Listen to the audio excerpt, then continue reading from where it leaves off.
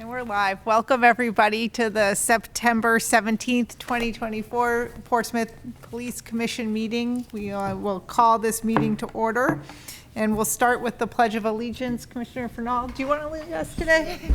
Great. Pledge allegiance To the flag of the United States of America and to the republic for which it stands, one nation, under God, indivisible, with liberty and justice for all. Well, it's always exciting when we see a pretty full crowd here at the police commission meetings, and that's usually because there's some sort of pinning.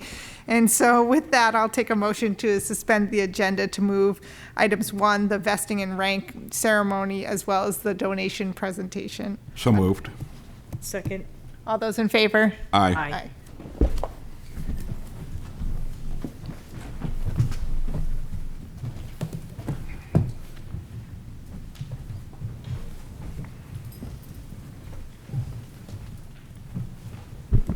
Welcome, everyone.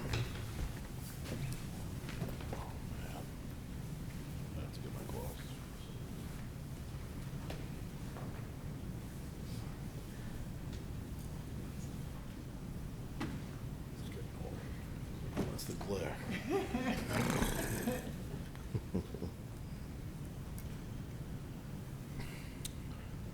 This is the vesting of ranking ceremony for our newly promoted Sergeant Roland Dupuy. Roland began his career with us as an auxiliary officer in February of 2012. He was hired as a full-time police officer in September of 2012. During his time in Portsmouth, he served as a member of the crime scene team, motorcycle unit, and critical incident stress management team. He's also a firearms instructor and has been a field training officer since 2016. Roland graduated from the University of New Hampshire in 2011 with a bachelor's degree in justice studies. He's a lifelong New Hampshire resident and currently resides on the Seacoast with his wife. Roland looks forward to continuing to serve the Portsmouth community with his new role as patrol sergeant. You raise your hand? Oh, actually, no, you don't have to raise your hand on this one. Jackie keeps switching it up on me. By virtue of the authority vested in me through the Commission by RSA 105-CA and the Portsmouth City Charter Amendment E, trusting in your experience, integrity, and fidelity, I do hereby promote you to the position of Sergeant of the Portsmouth Police Department with all the power and authority and subject to all the duties and liabilities when on duty by special direction of said commissioners as provided by the law. Congratulations. Thank you.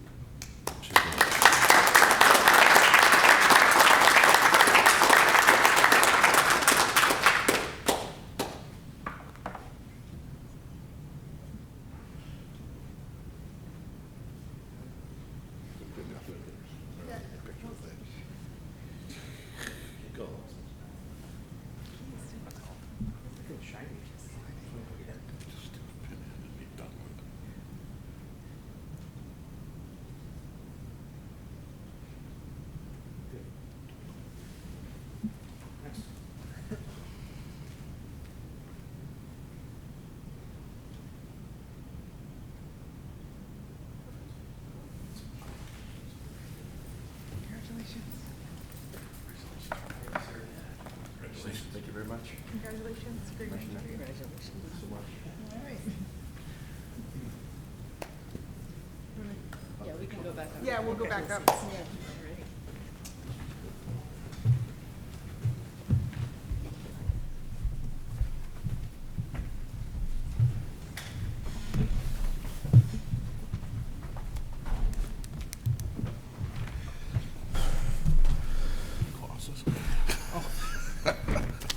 Congratulations, Sergeant Dupuy. Chief, do you want to explain the donation presentation? Yes, so we are fortunate enough to have the Miles family here tonight. Sergeant Phil Miles worked for the police department for 20 years and then went to go work for Seacoast Harley for probably almost another 20 years. Unfortunately, he passed away from cancer, and the family had organized a fundraiser, a motorcycle ride, and through the Cops and Cancer, some money was raised, and the family would like to present a donation to the honor guard for the police department. If you want to come up.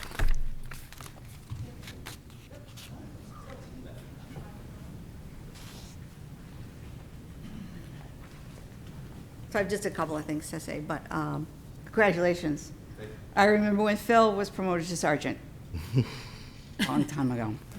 Long time. So I'm Tina Miles. This is Marcy, my daughter, and my granddaughter Isabella. And this is Jonathan, who actually is replacing Phil at Seacoast Harley-Davidson, New England Police. So my husband Phil was a native Rye boy, born in this building, graduated Portsmouth High School, and he joined the Army National Guard and was deployed to Vietnam. He then came home and joined the police department on January 7th, 1978. He became a FTO. He was one of the original 5 motorcycle guys in 1988 when the police department brought in motorcycles. He went on to train, got certified. He represented Portsmouth at motorcycle competitions along with Rodney McQuaid from Colony, New York to the Mall in Washington, D.C. He retired as a full-time sergeant on April 1st, 1998, went right onto the auxiliary in 98 through January 7th of 2020. And in case you didn't know, because he went to work at Seacoast Harley to train police officers to ride motorcycles, and he actually made sure Portsmouth had a Harley-Davidson motorcycle for 22 years, lease-free, a free lease. He gave you guys a bike, so I'm sure some of you know that, some people don't know that. Finance department, we know that. I work up, I do payroll for the city. Anyways, he was a part-time police officer at Lee PD as well, and up until the day he died on February 16th. He left Portsmouth in, I think I said January of 2020. He was a police officer in New Hampshire for 46 years. In 2019, he was number 2 at the State of New Hampshire Standards and Training as the longest-serving police officer. He was only second to some old guy up north, Colebrook. He's trained over and certified over 1,000 motorcycle officers, all the way from Maryland, New Jersey, up to Greece, New York. And most of that was while he was serving here at Portsmouth. So my family, we have 3 other children, is a true blue family. Mark Newport said to me, Chief, at the funeral and afterwards, once a family, always a family. And if you are a spouse or a child of a police officer, you really understand what that means, the sacrifice and the stuff that these officers do for the city and the citizens. My family is very grateful and honored to be part of the Portsmouth Police family, the PD family, for 42 years. As an FTO, he was an FTO, and one of his officers that he trained, I think it was Chrissy Bernier, said to me at the funeral, he taught surrogate kids in blue to police the right way with life lessons and laughter. He taught kindness, goodness, and how to be a mediator on the street. Everybody was at the same. He didn't care if you were the governor or you were the guy that was in the bar every night. He treated everybody the same. And a lot of people have come forward and said that. And he was so proud of his being a police officer and the people he taught and worked with. So we're here because I remember when Phil, before they had the honor guard, we would be running around looking for badge covers. I think John placed his wife used to sew them up. We'd want white gloves at the last minute. There was always supposed to be a box in the captain's office. This was down on Penn Street. Well, it went missing. I think it was the marshal's funeral. And Phil actually sent me down to Hudson's to buy white gloves, plain women's white gloves, because Shane's didn't have any. And they couldn't go to Ben's. They didn't have time to run to Ben's. So I thought about that. At the funeral, when I saw the honor guard, you should be so proud of them. They stand out. All the police officers there were kind and generous to our family, but the Portsmouth Honor Guard, they presented themselves and represented the department in a manner that was extremely exceptional. You should be so proud. Our family was moved, and I am so proud to be a wife of a Portsmouth police officer and how they're represented. So 2 people, the whole department was just wonderful, and we're talking like state police was there. It was a big funeral. Sheriffs, other departments. But two people in the police department here at Portsmouth stood out to us and were extremely good to our family and even afterwards, and they continue to be, as Seth Tondreau and Chris Kybert.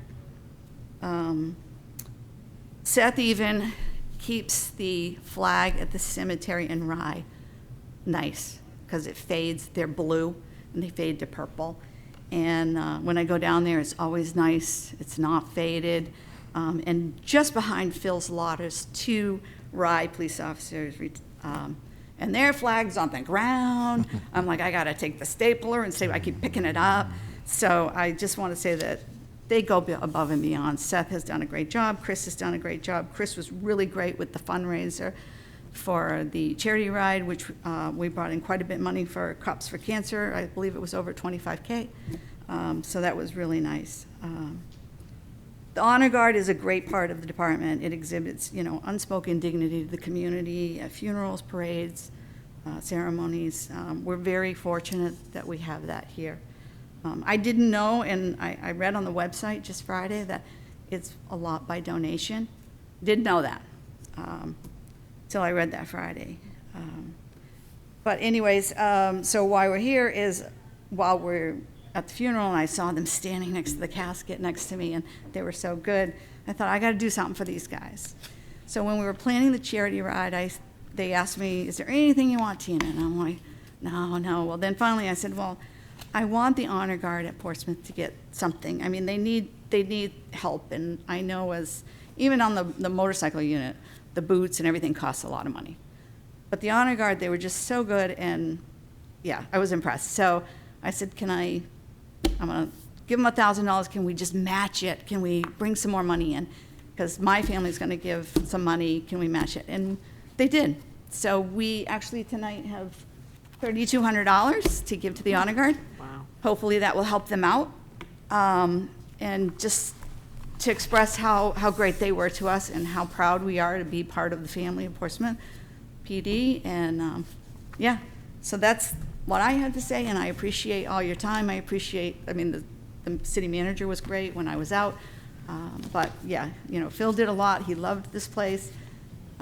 He was a cop's cop. He was a downtown guy. He wasn't going to be detectives or anything. He was downtown on the motorcycle and walking the beat. So, but yeah, he did 20 years full time and then 22, so 42 years. So it's a long time. But I thank you, and I thank you for all your support. I don't think so. We just want to come down.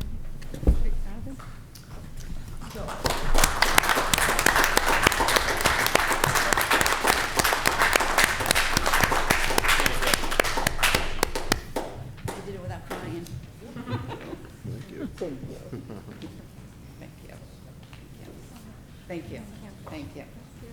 Thank you. Well,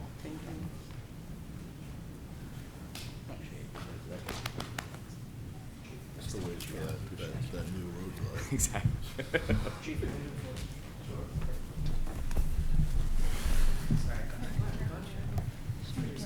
Yeah, sure. Yeah.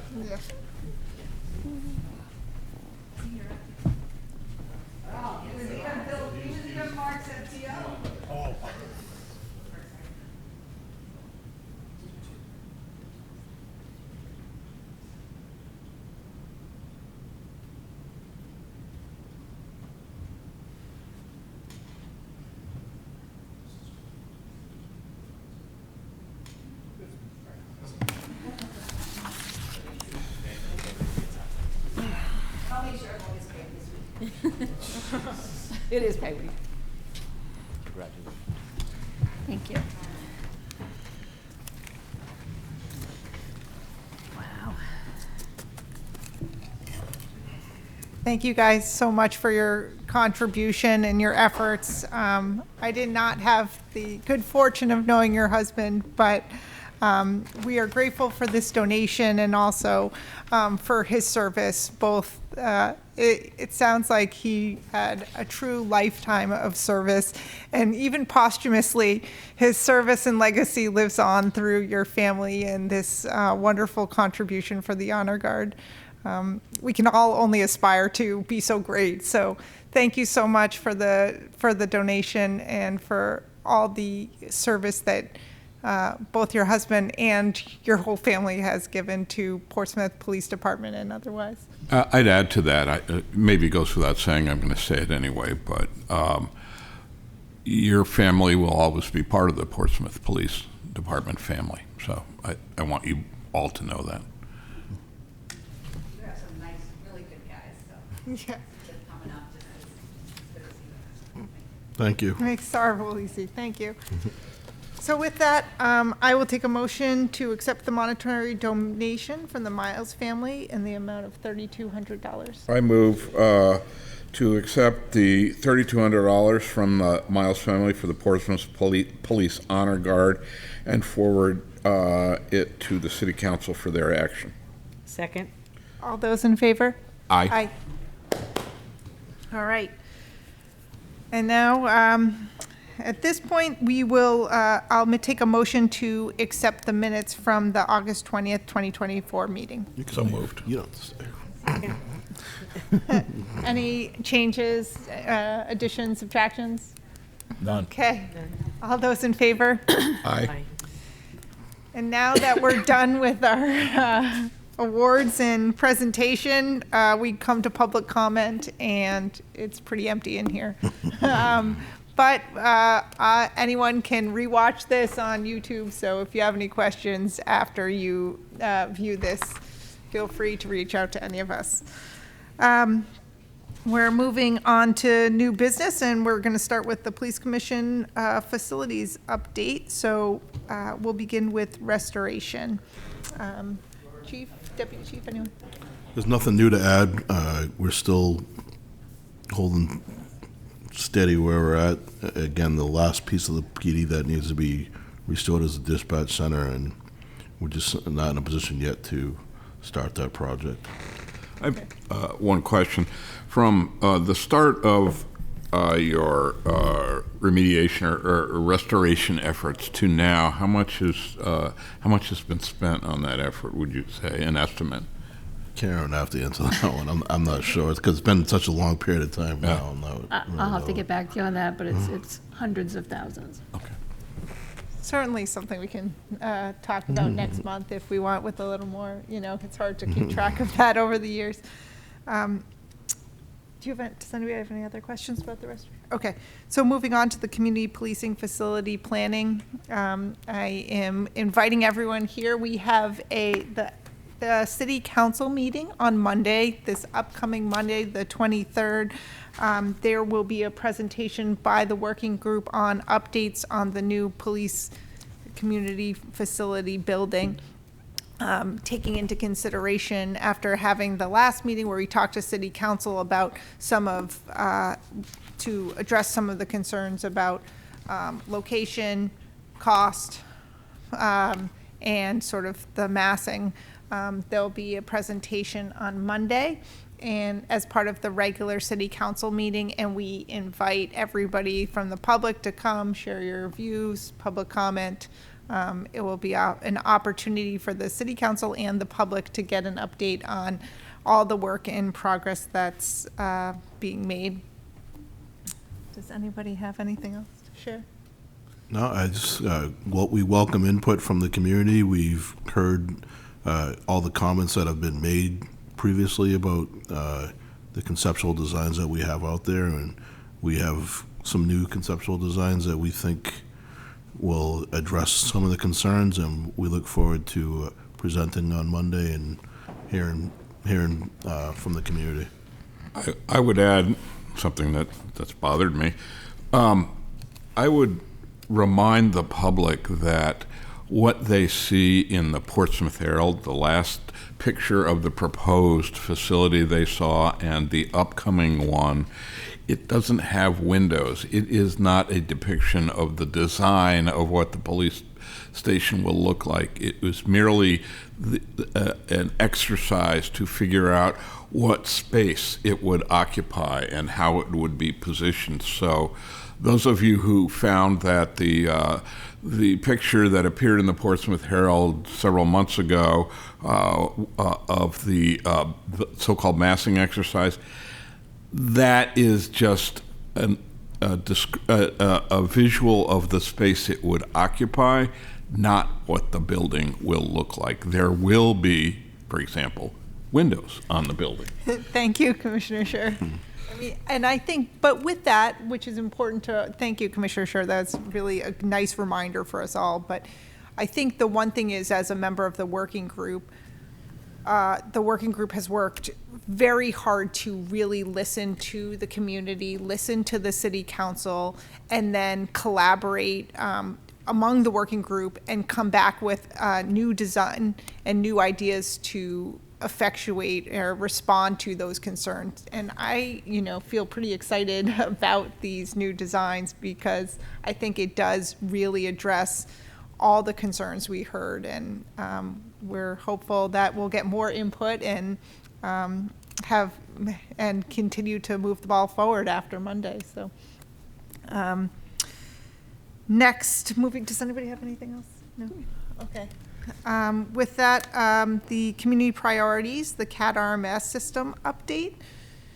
Chief, you want to? Yeah, so we have, in the stage of training with the new CAD RMS system. They're here doing live training with the hopes of that we can go live in the beginning of October.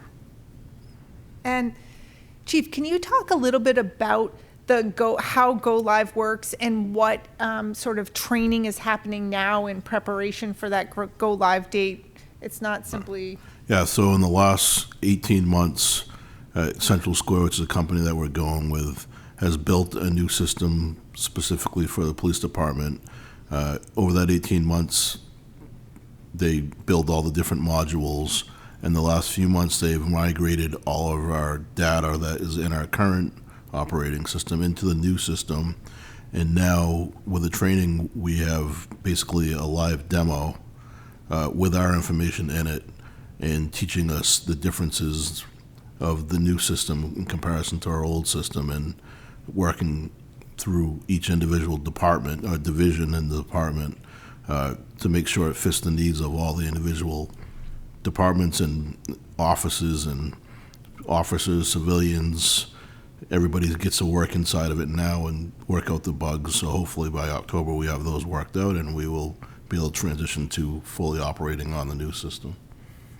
So you're working through all the different modules, make sure there's no kinks so that the time, and could that timeline change depending on if you do find anything that needs to be adjusted before that Go Live date? Yes. In this instance, we are the first department in New Hampshire to use Central Square, so there's some particular modules that need to work with the state, so they have to coordinate with the state, and using some of those modules, we have to make sure they work accurately.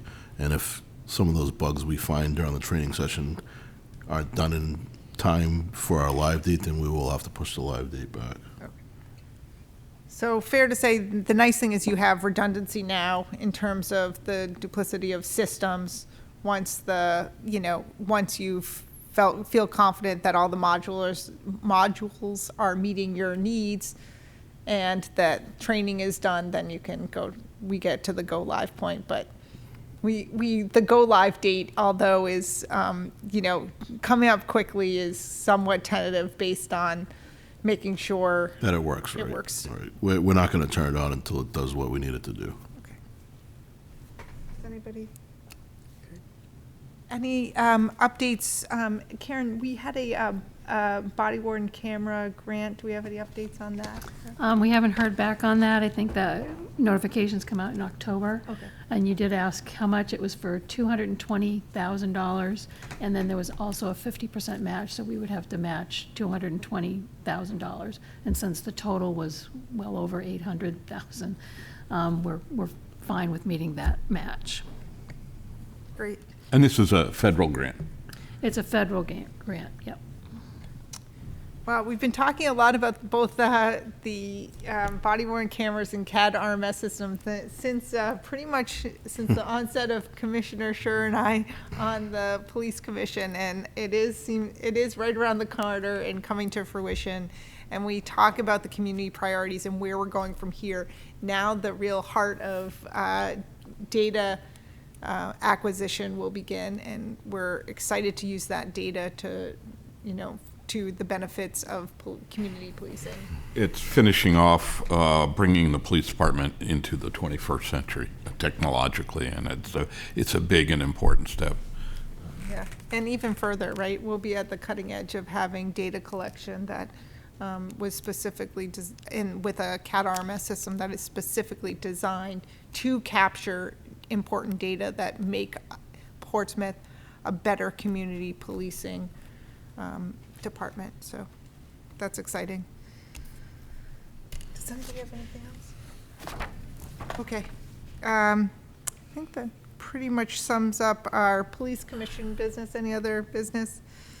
We're going to move to the chief of police, and we already addressed the vesting and the donation presentation. So now, at this point, I'm going to take a motion to suspend the rules to discuss a non-agenda item. I make a motion to suspend the rules to address a motion to accept a highway safety grant from the state.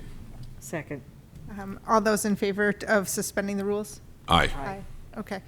And now I will take a motion to accept a New Hampshire Highway Safety Grant in the amount of $26,300.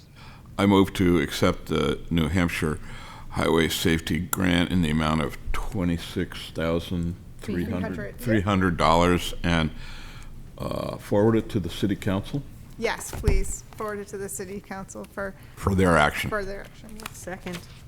So just from a discussion standpoint, this is for speed enforcement, DUI enforcement. Chief, do you want to talk a little bit more about what this grant? Yeah, so every year the state receives money under the Highway Safety Grant to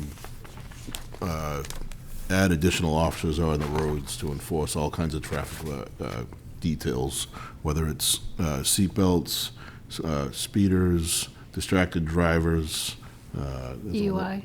DWI patrols, saturation patrols. Does that cover them all, Mike? Pedestrian bike safety? Yep, no, pedestrian bike safety.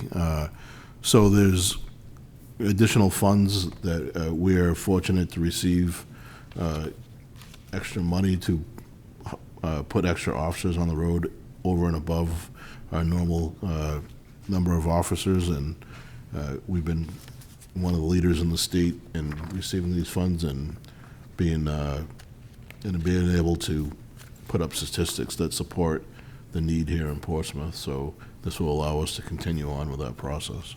That's great. And there is a lot of concern about speeding here in Portsmouth, so it's nice to see that. And I assume that these officers will get it's like overtime. It's overtime. Yeah, it's all Overtime overtime. to conduct these separate from regular patrol. All funded by the grant, Great. nothing on the tax dollar. Fantastic.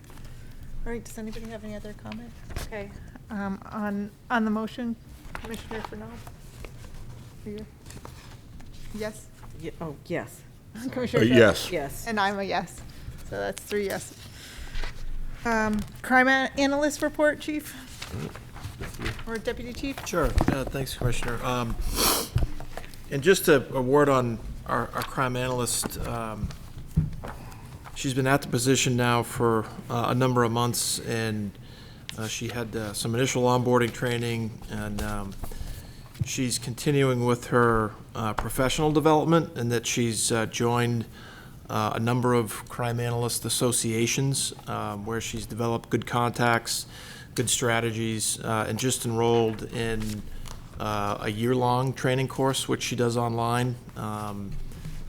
At the completion of, she'll be receiving a certification for the crime analyst position. So she's really broadening the scope and capabilities of what she can do. And, she's been able to produce some data for us on some specific crime points that have helped, including heat maps and dates and times of thefts. And for example, this summer and still now, we're seeing a run on thefts of bicycles and e-bikes, and she was able to generate statistics and maps as far as when the bikes are being stolen, from where, what time, in order to help patrol try to develop a pattern of these thefts. So she's analyzing crime, and she's pushing that info out to assist the patrol supervisors and the officers. So it's been pretty good to see so far. So that being said, so as far as overall calls for service, from January, beginning of the year, till August 31st, overall calls for service were down 11% at 26,854. We are up in arrests 5% to 619 arrests currently for the year. We are also up in DWI arrests at 65, up from 55 this time last year. Total police reports taken, we're hovering right around where we typically are at 1,600. Reportable motor vehicle crashes, we are down 4%, which is something that we're always trying to be down in, so that's encouraging. Motor vehicle stops are down 15% at 4,785. Involuntary emergency admissions for persons in crisis are just about on average at 37 compared to 36 last year. Mental health and juvenile matter calls, we're still seeing a steady decline in those, down 22%, almost 23%, and 20% respectively. So for the most part, we're seeing things that we're down in are things that we want to be down in, and a little higher on arrests and DWIs, unfortunately, but the DWIs in particular are in large part due to our aggressive enforcement of it too. So, And this is before we are executing the highway safety grant. I mean, what it's saying is that there's some good patrol in terms of patrolling for these types of these issues. yeah, and we see. I used to manage the grant. We used to put our DWI patrols out. Usually they'd start them at 10, 11 p.m., but we've seen a trend over the last couple of years that we're picking up DWIs at 9, 10 o'clock in the morning, all hours of the day. So, it's not just at night that we're out there looking for the DWIs. We see more and more during the day as well. Would it be, I'm looking at the decline in motor vehicle stops, as we, on the commission know, the staffing at the police department, I mean, we're only at 64 officers when we're budgeted for 70. Would it be fair to say that being down 6 officers has limited our ability to patrol the roads in terms of routine motor vehicle stops, speeding stops, things like that? Yeah, that's a very accurate point. We may be down, 6 officers on the organizational chart, but when you add in all the other additional types of leave, military leave, paternity leave, injured, what have you, our operating strength is well below that 64, and that is that lower motor vehicle stop number is a direct result of us having not the officers on the street that we typically do, because our commitment to motor vehicle enforcement has not wavered. We still know, and the officers still know, that it's one of, if not the largest complaint that we get in the city. So that lower number is not a reflection of us taking it any less seriously. It's just a matter of we don't have the officers on the street, the additional officers that typically add to that number. Thank you. All right, moving on to then, transitioning well to the monthly traffic statistics. Deputy Chief. Sure. That being said, for the month of August, we conducted 492 motor vehicle stops, 18 summonses, and 55 reportable motor vehicle crashes. So, numbers still seem pretty high on a per month basis, even with a reduction in force, patrol force, so. Anybody else have anything? All right, turn it over to you, Karen, for the Okay. financial report. Thank you. Okay, in your packet, you have 2 financial reports again. One is the final fiscal year end for FY '24. It reflects that we expended 98% of the budget, excuse me, and are returning $240,000 back to the city's general fund, basically due to vacancies that we have here. The FY '25 report, I've updated that from the last meeting. It has the full month of August financials in it. We're tracking about 1.6% below the cap of 15.3 for this time frame, again, due to vacancies. FY '26, the budget process has begun. Our capital improvement plan requests are due before the end of this month. And the city kind of did an accelerated CIP process this year to better fit with the budget approval calendar, because we were kind of overlapping things last year, I guess. Strategic plan's still in process. It's gonna still slow walk for another 2 weeks, so I can get our scheduling software updated, and then it'll be my primary focus to finish that. Grants, we are awaiting the invite to prepare the new federal ICAT grant, which is supposed to start October 1st, but they haven't sent out the solicitation yet. But it'll be retroactive back to October 1st. And then we also have a Burn Justice Assistance Grant, a JAG grant allocation of $11,000, and we're deciding on how that's going to be used. It's administered through Rockingham County Sheriff's Office. And once we decide on that, that's due the first week of October, so we'll get that in. Great. Well, it looks like we're trending fairly consistently with the last year at this point. Yes. So that's good. All right. And we have some packet patrol division and court office report. Any other new business, old business? All right. Our next meeting is Tuesday, October 22nd, 2024, but make sure you check the municipal meeting calendar for any important meeting updates. It has been a pleasure to see kids back in school and on their walking, bicycles, buses, so it's always nice to see kids, but it also is, again, the reminder to drive safe. I had the pleasure of seeing Detective Jones and Mason at a school event, and so Mason was a big hit among all the elementary school children. And we welcome everybody's attendance at the city council meeting on Monday, this upcoming Monday, the 23rd, with updates on the new community policing facility. And with that, I'll take a motion to adjourn. So moved. Second. All in favor? Aye. Aye. Thank you, everybody.